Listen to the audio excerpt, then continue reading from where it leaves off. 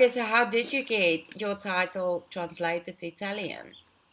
I contacted Hope Edizioni, which is an Italian publisher. I think they took one of Kristin's titles as well, The Curse.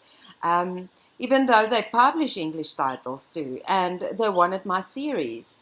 That is something I would have probably looked at next year too, is trying to reach out to other countries to find out if they wouldn't be interested in the series and work through all the titles once we got a foot in the door.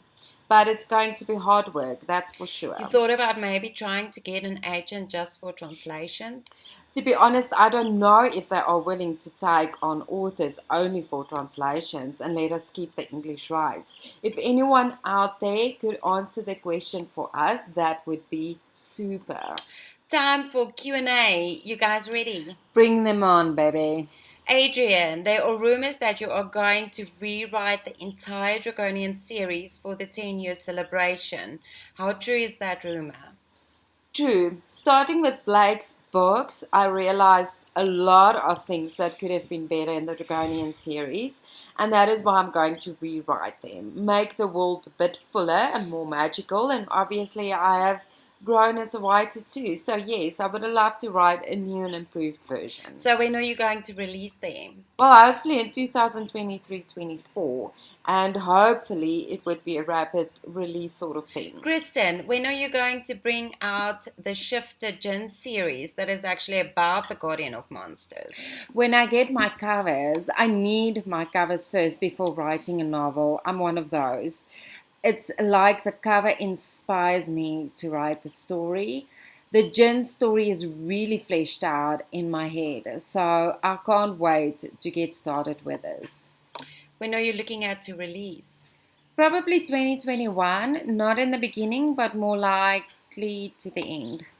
Can you tell us a bit about the Gin Shifter stories? What is it called? The original title was actually called Guardian of Monsters, but I'll probably call them something completely different, still playing around with title though. So you're still open to title suggestions? Definitely. Okay, then tell us a little bit about the books. The first one is actually happening at the academy where the guardians learn how to be a guardian to their race. Callista is the main character and she's witty and clever as hell. She has a best friend which is a male. I can't remember his name though. I suck at remembering my characters' names.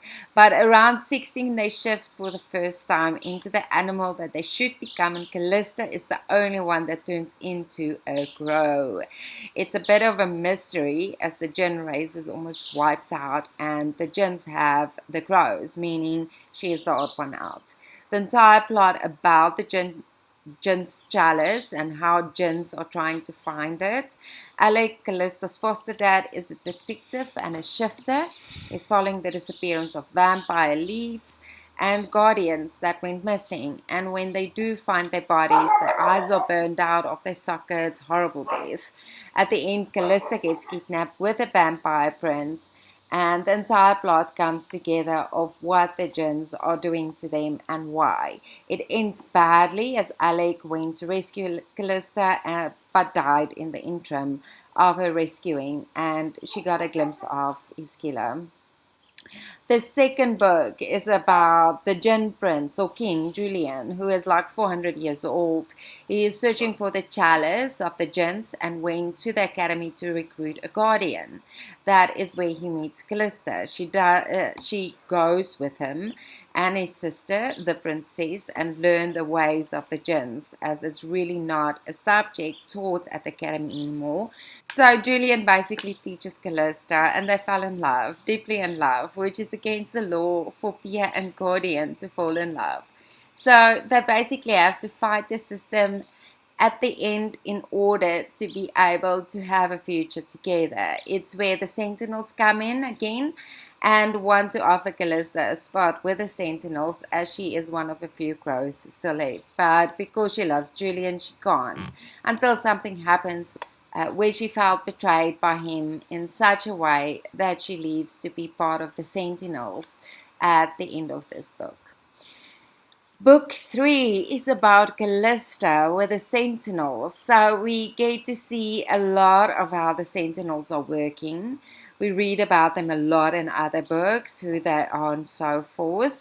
I think they are more evident in the Royal Mages, but you get a deeper input of their lives in the third book. And as Callista starts her apprenticeship, she discovers that she is a few months pregnant and was breaking so many of the Sentinel's rules, as she should be pure, meaning a virgin. But because she is a crow, well, she gets away with loads of things, and they decided that she could stay and still take a spot, but she's not allowed to raise the baby once it's born. So when the child is born, she can only keep her for like 2 years, and then she needs to get the baby to Julian so that he can raise her. When that time comes, Julian actually finds a way to explain the misunderstanding, and Callista once more has to find ways to evade the Sentinels now in order to stay with Julian and Victoria, which is the baby's name. So yes, if anyone can come up with 3 beautiful titles for this book or suggestions, that would be super, as I really do not know what to call this series. Sounds interesting. And just to get back to last month's episode, you got this idea from one of Supernatural episodes. Yes, inspiration is everywhere. Moving on, Isabella, please tell us more about your standalones in the Pregnancy Diaries.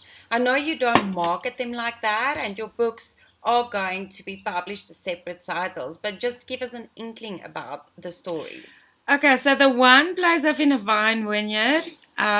It starts off extremely heartbreaking, as the wife of the owner of the farm couldn't get pregnant, and he actually had an affair with one of the reps, and she fell pregnant and she got chucked out like a rag. The wife got chucked out like a rag. She then had to start her life again, but discovered that she too are finally pregnant. She found work at the restaurant and met another broken soul who runs the restaurant. He discovered that she sleeps in the restaurant every night, and then decided to give her room in his house, where he basically became so enthralled with her, as she is eccentric human being and her cravings are hilarious. So funny book, lot of romance, and a beautiful ending too. The second one is about an actress that had to go back to the place she grew up in and reunite with her first love. She fell pregnant during their rendezvous and tried to hide it as she left again. And actually it came out and things got reunited. Then there is the one that is turned around. An actor meeting this eccentric individual when he desperately tried to get away from the paparazzi because friends with her ended up staying a few weeks, left. She got pregnant, and when he returned, discovered that he had this beautiful little girl. It's a fun story too, but not fully fleshed out yet. Still working on all of them to get them where they should be. Here's a question for you, Judith. When is The Notorious Wolf going to be released? It's going on a long pre-order period, as we actually tried to get that one on the list. So we will push The Notorious Wolf little books, meaning Beautiful Death, When Snow Falls, and Ripple, like mad during the pre-order period of The Notorious Wolf, and see what happens. Do you have any other Anthony Brock ideas? Yep, the second book is actually a very supernatural one too, called The Sandman, a killer that likes to glue his victims' eyes shut, and there are always gold dust found on the scene. Do you have any other horror titles? I'm actually trying to flesh out the idea of Harvey for next year Christmas, and I also have a series of ideas of an FBI department that is actually involved in solving supernatural cases. Maybe work a few fairy tales into that. Sounds exciting. I love the beginning process of an idea. It's my favorite to flesh out all the books and ideas. So all of us basically have more novels in the pipeline, which are awesome. We need to grow on our list. I guess that is it for this episode. So is anyone joining us for next month? It's January 2021, brand new year, and we could do with a guest. Oh man, this is going to be so much fun. Like I said in our last episode, Kristin. Still hard work. Yes, we have a wonderful guest and we all love her to bits. I know it is. Who's the bestie? She is the guinea pig, but still loves to speak to her a bit about what is happening in her life and so forth. So next week, Carlisle is going to join us while I work on our other guest speakers. We still need to figure that one out without any mistakes, even though I have my head wrapped around how to pull it off. We just have to wait and see.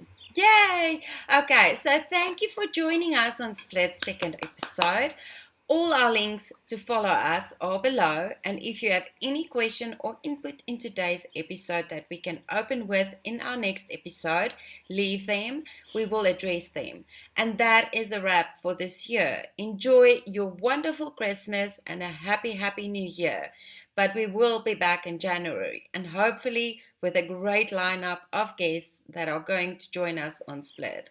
Subscribe to our channel if you do not want to miss out on our next episode, and we will see you soon. Bye. Bye.